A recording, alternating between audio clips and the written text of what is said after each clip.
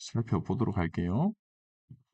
어, 아까 다음 세대들하고도 얘기했지만 시편의 대부분의 시편은 기도인데 이 시편은 연서에 들어가도 어울릴 만큼 하나님이 자기 백성에 전하는 어떤 그 예언적 시라고 볼 수 있습니다.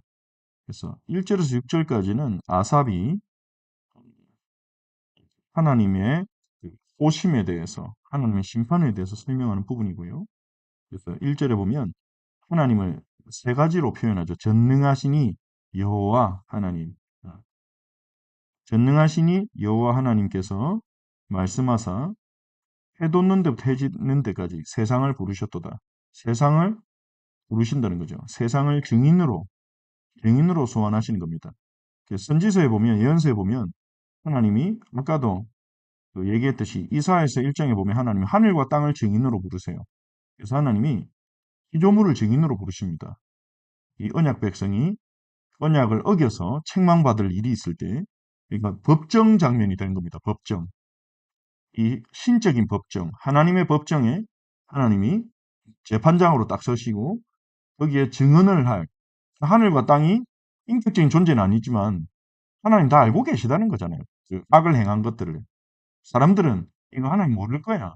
알 거라고 생각도 안 하고 그냥 살아가지만 하나님은 하늘과 땅을 증인으로 부른다. 그러면 아, 봤다 이거거든요. 온전히 아름다운 시온에서, 시온은 예루살렘이죠. 성전을 말하는 겁니다. 왜 성전이 온전히 아름답습니까? 하나님이 거기 임재해 계시니까, 하나님의 영광이 있으니까 온전히 아름다운 거죠. 거기서 하나님이 빛을 비추시는데 이 빛을 비추시는 게 우리는 항상 은혜만은 아닙니다. 이 빛을 비추시는 게. 왜냐하면 빛을 비추시는 건 하나님이 알게 하시는 건데, 영광을 나타내시는 건데, 그 다음 구절을 보면 하나님이 오사 잠잠치 아니하시는데 삼키는 불을 가지고 오신단 말이에요.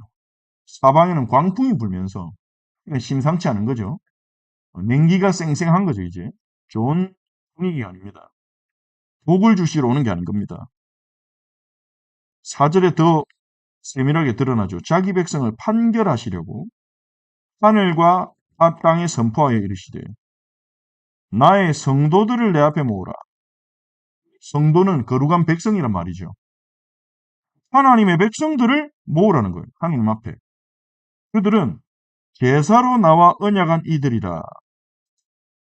하나님 백성을 제사로 언약한 이들이라고 말씀하시는 거예요. 제사로 언약하다 이게 무슨 말일까요? 하나님께서 모세를 통해서 이스라엘 백성과 특별한 언약을 맺으셨죠. 자기 백성 삼으셨어요. 그리고 그들에게 희생 제사의 예법을 가르쳤습니다. 희생 제사로 하나님과의 관계를 유지하도록 가르치셨어요. 제사로 나와 언약한 이들, 이 말은 모세를 통해 언약 맺은 내 백성이라, 이런 말이라 보시면 되겠습니다. 그런데 하나님과 언약을 맺어놓고도 문제가 있기 때문에 지금 하나님이 모으시는 거죠. 이 모으심은 복 주기 위함, 은혜 주기 위함이 아닙니다. 물론 궁극적으로는 하나님 은혜죠. 심판도. 이 책망을 통해서 회개케 하시는 거잖아요. 하늘이 그의 공의를 선포하리니 그는 심판장이시도다. 자, 이제 아삽이 하나님이 자기 백성을 심판하러 오신다, 모으신다, 지금 이런 설명을 쫙 해놨어요. 하나님이 이제 말씀하시는 걸 이제 아삽이 선포하는 거죠. 6, 7절부터는 하나님 말씀입니다. 내 백성아, 들을지어다 내가 말하리라. 쉐마, 듣고 순종하란 말이고요. 또 집중하란 말이죠. 잘 들어. 우리 자녀들이 말 안 듣고 막 이럴 때 잘 들어. 못 알아들을 때 잘 들어 그러잖아요. 들을지어다. 기억하라는 거고 집중하라는 거죠. 이스라엘아 내가 네게 증언하리라. 나는 하나님, 너의 하나님이다. 내가 너의 하나님 아니냐. 그러니까 내 말을 너희는 잘 들어야 돼 이 말이죠. 이것도 어떻게 보면 하나님의 은혜입니다. 긍휼입니다. 이것도요. 말 안 들으면 그냥 다 버리면 되는데 부모가 자녀 못 버리니까 진짜 말 안 듣고 한 대 줘받고 싶어도 앉혀놓고 엄마 말 잘 들어. 아빠 말 잘 들어. 너 지금부터 이렇게 해야 돼. 어? 그렇게 말하듯이요. 지극히 높으신 하나님이 이 말 안 듣는 자기 백성들 모아가지고 이렇게 말씀하시는 거예요. 이것도 안 은혜죠. 네 재물 때문에 너를 책망하는 게 아니야. 너희들이 제사 제대로 안 드려도 책망하는 게 아니야 이 말이에요. 하나님이 책망하면 보통 우리는 제일 자기를 많이 그 어떤 성도들이 교회 다니는 성도들이 제일 죄책감을 많이 느끼고 제일 어떻게 보면 하나님과의 관계에서 중요하다고 생각하는 게 예배죠. 예배 빠지면 막 죄책감 느끼고 내가 예배 못 가가지고 무슨 일 생기면 예배를 내가 안 드려서 그렇게 하죠. 이스라엘도 비슷했던 것 같습니다. 문제 생기면 내가 재물을 제대로 안 드렸나? 제사를 내가 제대로 안 드렸나? 근데 하나님 그게 아니라는 거예요. 그냥 네 번제는 항상 내 앞에 있음이로다. 번제는 항상 나에게 있었어. 번제물이 안 바쳐진 적은 없어. 그러시는 거죠. 내가 네 집에서 수소나 순염소 가져가지 아니하리니 내가 너네 수소나 송아지가 필요하지 않아.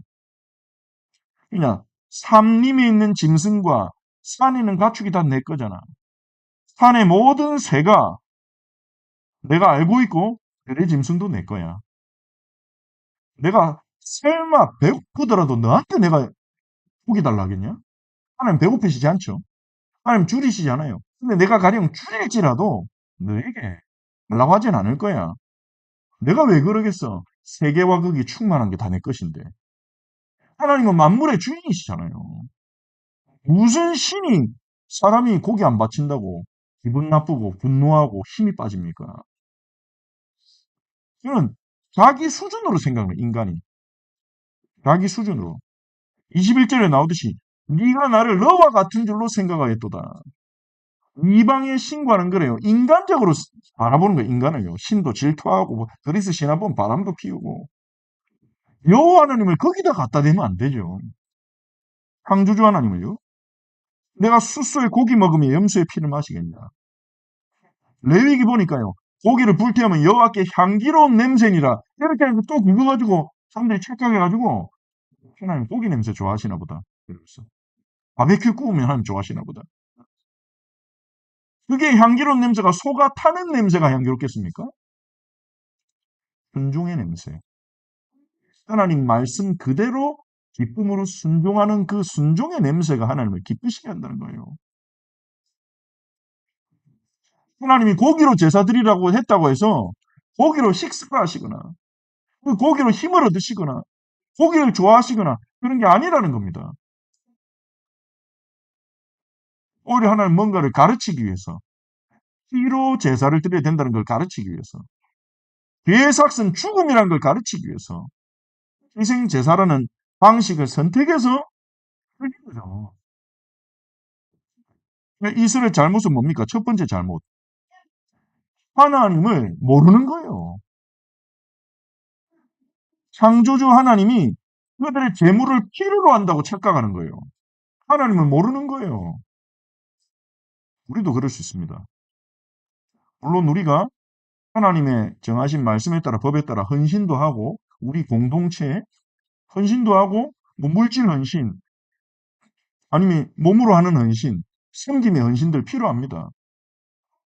그런데 하나님이 우리 없으면 못 하십니까? 그러면 우리가 하나님께 드렸으니 하나님께 뭘 받아야 됩니까? 마땅히 받아야 됩니까? 그렇지 않다는 거죠. 오히려 우리가 헌신할 수 있도록 해주신 은혜에 감사해야 될 것입니다. 너희처럼요. 하나님이 주셨으니 내가 하나님께 드릴 수 있었습니다. 그게 하나님을 아는 자예요. 그게 하나님을 아는 자예요. 하나님을 마치 세상 신처럼 우상처럼 거짓 신처럼 우리가 제한시키면 안 됩니다. 하나님 우리를 불러주셨어요. 우리를 택하여 불러주셨어요. 뭐하러 불렀습니까? 교회로.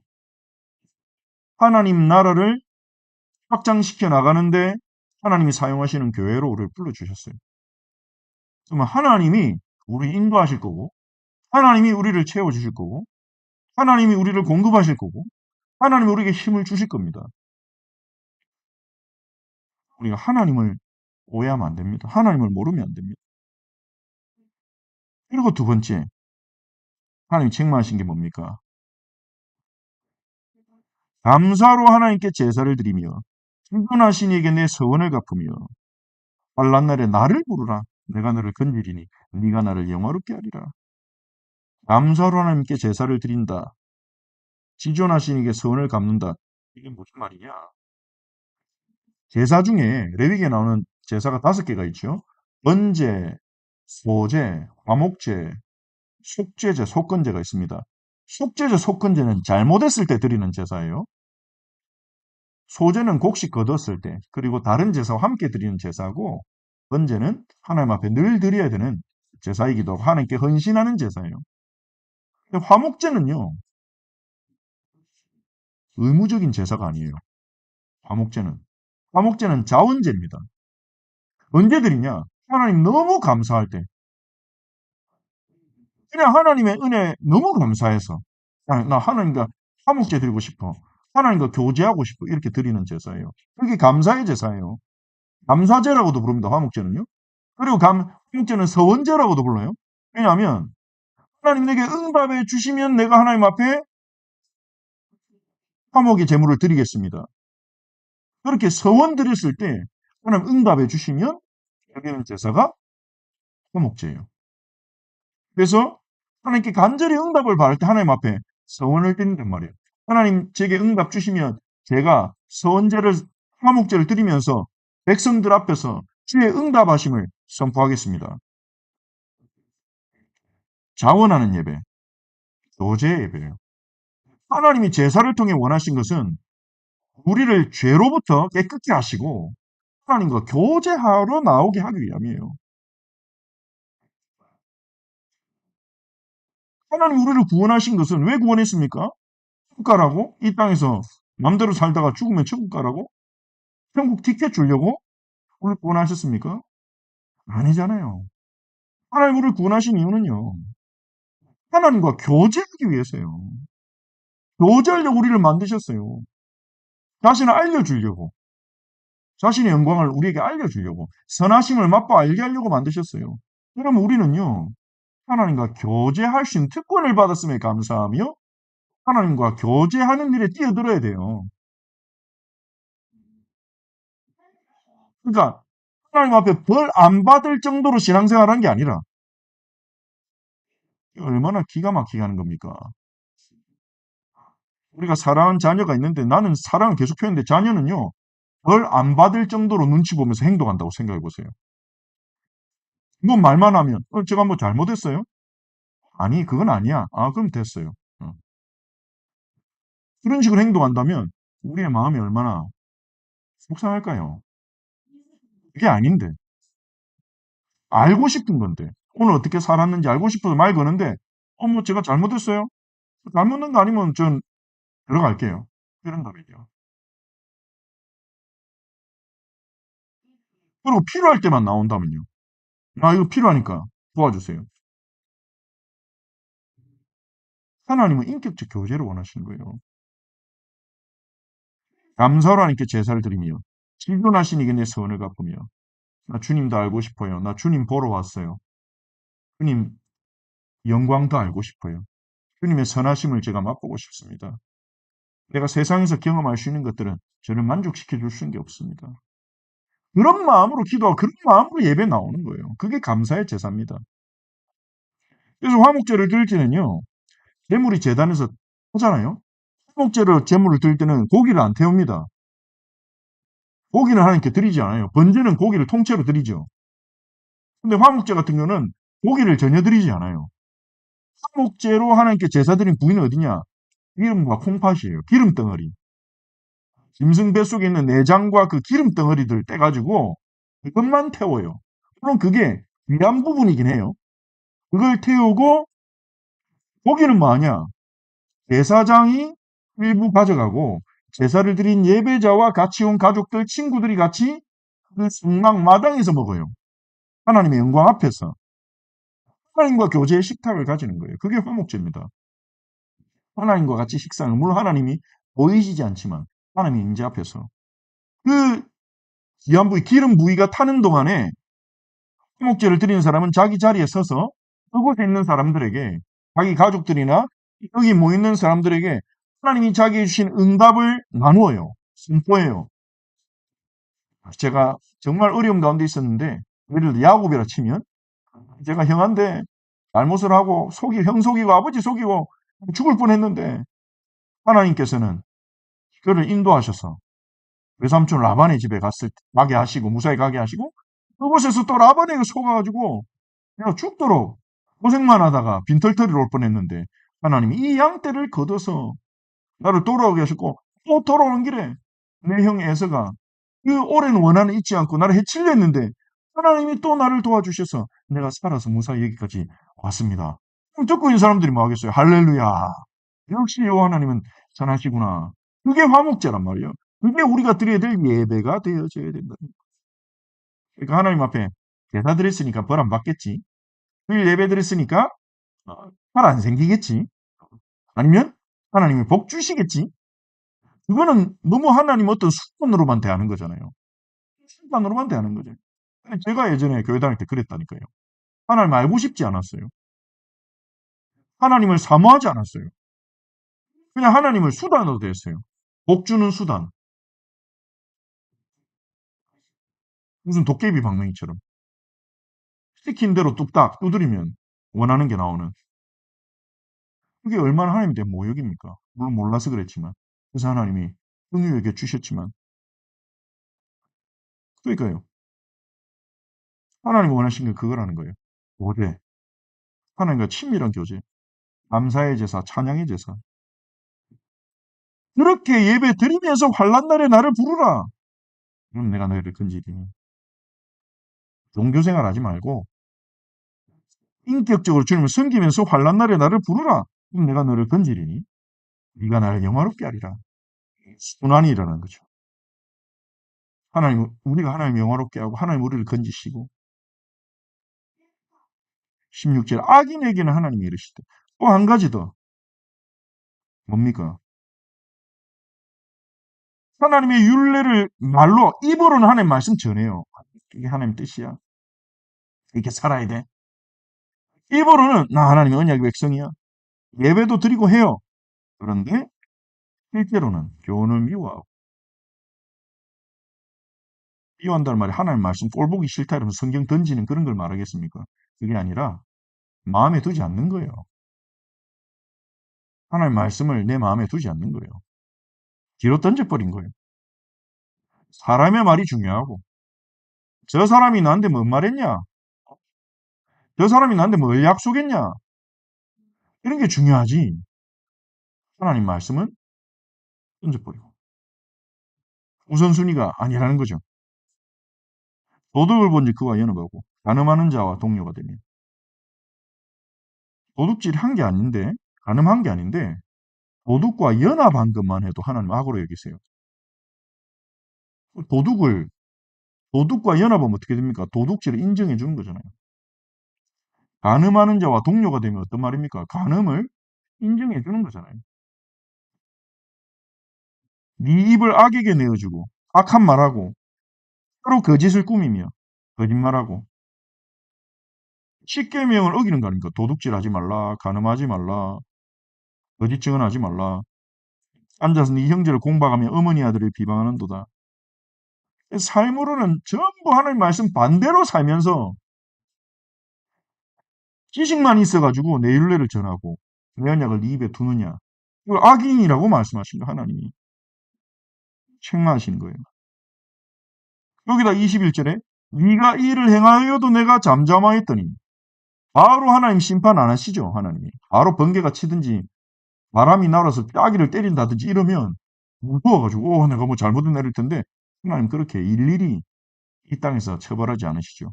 그러니까 우쭐하고 교만해져서 어떻게 합니까? 하나님이 괜찮게 여기시나 봐. 이래도 되나 봐. 이렇게 하나님을 왜곡시키기까지 한다는 거예요. 이렇게 가는 겁니다. 처음에 하나님을 모르고 그 하나님을 알려하지 않고 형식적인 제사를 드리다가 나중엔요, 하나님을 왜곡시키는 자리까지 가버리는 겁니다. 그러니 하나님이 기다리시다가 기회를 주시다가 이건 책망하여 죄를 눈앞에 드러내리라. 22절에 이 세 가지 문제를 하나님 건드리셨잖아요. 하나님을 모르는 거, 그 다음에 하나님 대사의 목적을 모르는 거, 그리고 악을 행하면서 하나님 말씀을 가볍게 여기면서 삶에서 악을 해가면서 떼기로만 신앙생활하는 거. 그걸 한마디로 말하면 뭡니까? 하나님을 잊어버린 너희요. 20절. 하나님이 잊어버렸어요. 하나님 백성이니까 하면 알았을 거 아닙니까? 배웠을 거 아닙니까? 잊어버렸어요. 이를 생각하라. 이거는요. 한번 생각해봐. 이런 권면이 아닙니다. 생각해라. 큰일 난다. 너는 빨리 생각 안 하면. 시급한 경고예요. 이제 이를 생각하라. 빨리 기억해내라. 내가 누군지, 내가 누구인지 빨리 기억해내라. 그렇지 아니하면 내가 너희를 찢으리니. 하나님 직접 심판하신다는 거예요. 하나님이 자기 백성을 심판하는데 누가 건집니까? 마귀가 공격한 거는 하나님 막으면 끝이에요. 세상이 공격은 하나님 막으면 끝이에요. 근데 하나님이 공격하시는 거는 못 막아요. 사탄의 어떤 공격이나 존재를 지나치게 강조하는 단체들은요, 큰 우에 빠진 게 있습니다. 그게 뭐냐? 하나님의 거룩한 진노보다 사탄의 공격이 더 무섭다고 생각하는 거예요. 사탄은요, 문제긴 하지만 최고의 적은 아니에요. 우리에게 최고의 위협은 아니에요. 우리에게 제일 두려운 위협은 뭡니까? 진노예요. 그래서 로마서에는 사탄 얘기도 안 나와요. 바울이 복음 얘기하면서. 로마서 1장 18절이냐. 하나님의 진노가 너에게 임할 것이다. 그게 인간의 본질적인 문제라는 거예요. 하나님의 진노, 죄로 인해서.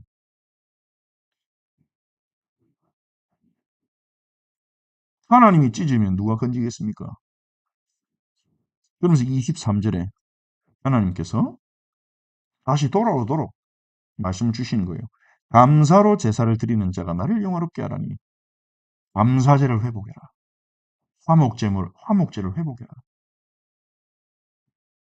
하나님을 사랑하는 마음으로, 더 알기 원하는 마음으로, 하나님과 교제하기 위한 마음으로 하나님 앞에 나아가는 제사를 회복해라.